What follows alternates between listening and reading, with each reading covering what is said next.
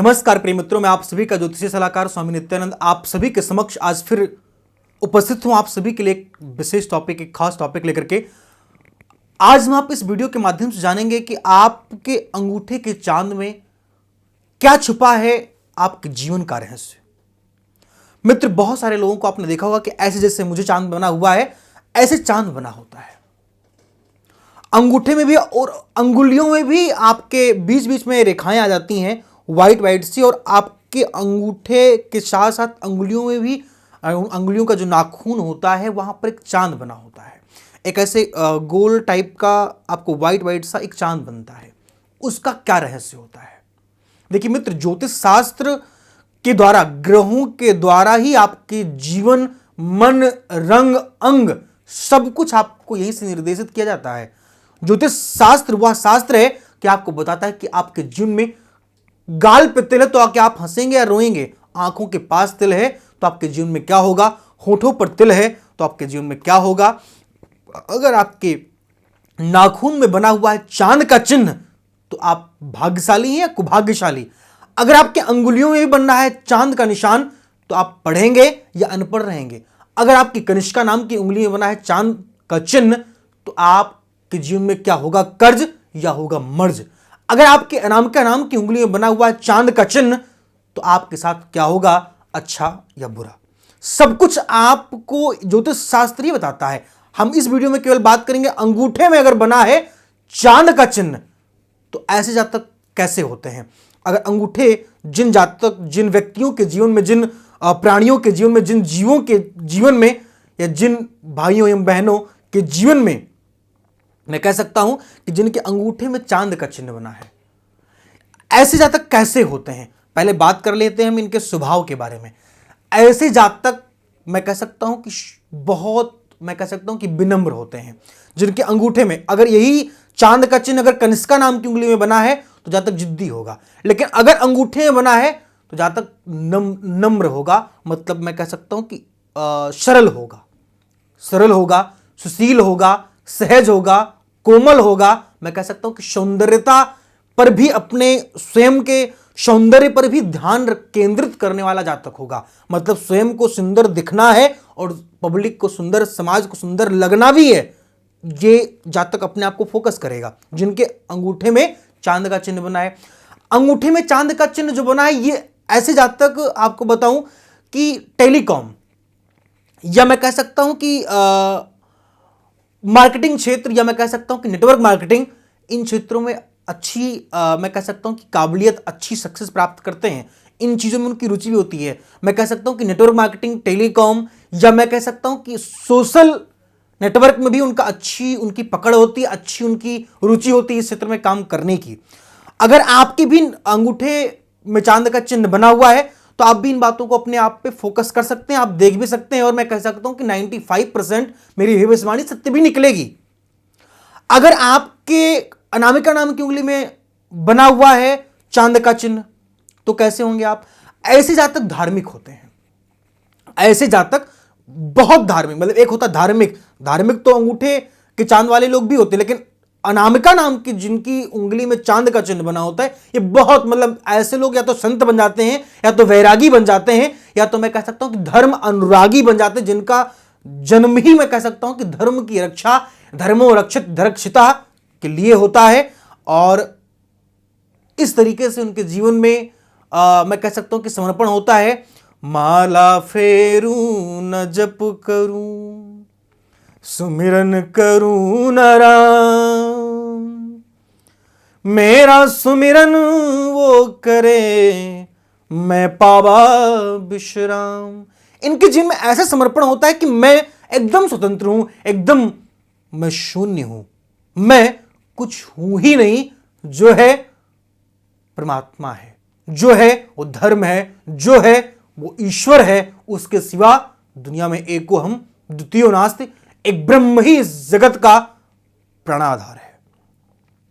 जिन जातकों के जीवन में, जिन जातकों की अंगुलियों में, जिन जातक के मैं कह सकता हूं कि मध्यमा नाम की उंगली में अगर चांद का चिन्ह बना है, मध्यमा नाम की अंगुली में अगर चांद का चिन्ह बना होता है तो ऐसे लोग पॉलिटिक्स में एंट्री करते हैं।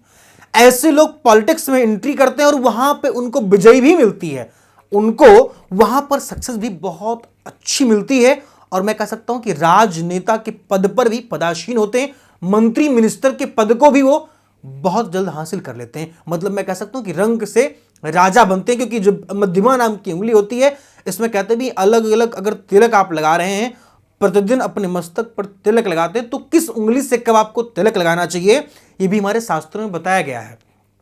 आपको बताएंगे हम नेक्स्ट वीडियो में कि आपको किस उंगली से तिलक कब और कहां लगाना चाहिए। अगर आप के जीवन में मैं कह सकता हूं कि आपको विजयी चाहिए, तो मध्यमा नाम की उंगली से ही विजयी प्राप्त, जब कोई व्यक्ति जीत कर आता है कहीं से, तो उसको मध्यमा नाम की उंगली से ही तिलक किया जाता है। पूजा के लिए अनामिका नाम की उंगली से तिलक किया जाता है। अलग अलग उंगली का तिलक भी अलग अलग आपको फल प्राप्त करता है, फल देता है। बात कर रहे थे, अगर तर्जनी नाम की उंगली में आपके चांद का चिन्ह बना है तो क्या है आपके जीवन में। तर्जनी नाम की अगर उंगली में आपके चांद का चिन्ह बना हुआ है तो भैया मैं कह सकता हूं कि आप पढ़ाकू होंगे। पढ़ाकू मतलब आपका एजुकेशन क्षेत्र में बहुत बड़ी अच्छी पकड़ होगी। मतलब आप जो है 24 घंटे पढ़ने में आपकी रुचि जो है बहुत अच्छी रहेगी। पढ़ाई पर आप फोकस करेंगे। शिक्षा ही विद्या धनम सर्वधनम प्रधानम की आप बात सदैव करेंगे। समाज में आप शिक्षा को लेकर के मैं कह सकता हूं कि आप लड़ाई भी लड़ेंगे, और परमात्मा की कृपा से मेरी गुड विशेस आपके साथ हैं, मेरी शुभकामनाएं आपके साथ हैं। आप अपने जीवन में इस लड़ाई को करेंगे भी और इस लड़ाई पर विजय भी प्राप्त करेंगे, और इस लड़ाई के द्वारा आपके जीवन में सक्सेस पॉइंट भी मिलेगी। अक्सर आप नोटिस करिएगा, जो लोग टीचर बनते हैं, जो लोग शिक्षा क्षेत्र में प्रोफेसर या मैं कह सकता हूं शिक्षा क्षेत्र में शिक्षक का काम करते हैं, गुरु बनते हैं, उनके तर्जनी नाम की उंगली में सदैव चांद का चिन्ह बना होता है। ये कुछ देखिए, चांद का जो चिन्ह होता है ये समय समय पर मिटता रहता है और समय समय पर बनता रहता है। मुझे तो पहले बचपन में कुछ कुछ उंगलियों में चांद के चिन्ह थे, अब केवल अंगूठे में बचे हुए हैं। तो ये जो चांद का चिन्ह होता है ये आपके प्लैनेट्स के प्रभाव के द्वारा ये बदलता रहता है। जैसे रेखाएं, आपने नोटिस किया होगा, रेखाएं कभी मेरी रेखाएं यहां चल रही बड़ी, कभी मेरी रेखाएं यहां लंबी चल रही हैं, कोई रेखाएं आपकी छोटी हो जाती हैं, कभी बड़ी हो जाती हैं।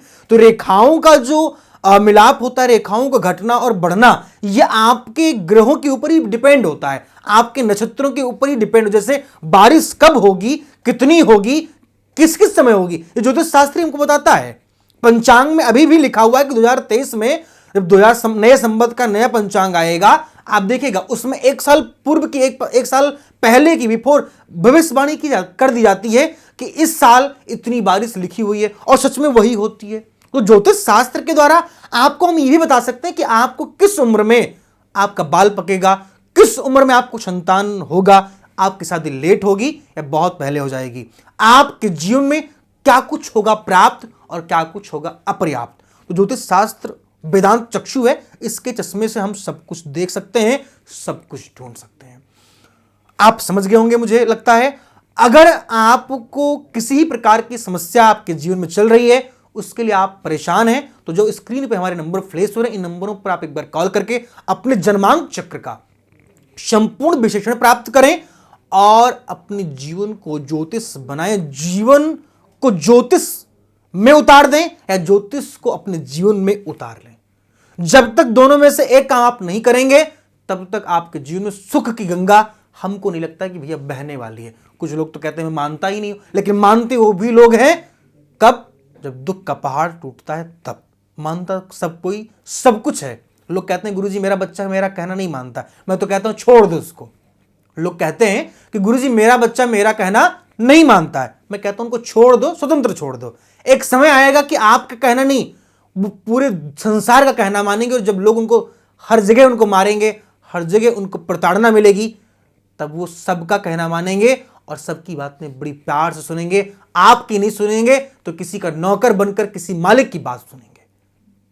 तो सब कोई सब कुछ मानता है, बट समय पर, समय के साथ सब कोई सब कुछ मान लेता है, और नहीं मानता तो समय मनवा देता है, क्योंकि समय में बहुत बड़ी पावर होती है। इस वीडियो में आज के लिए बस इतना ही। आगे फिर आपसे मिलेंगे किसी नए टॉपिक, किसी नए विषय के साथ।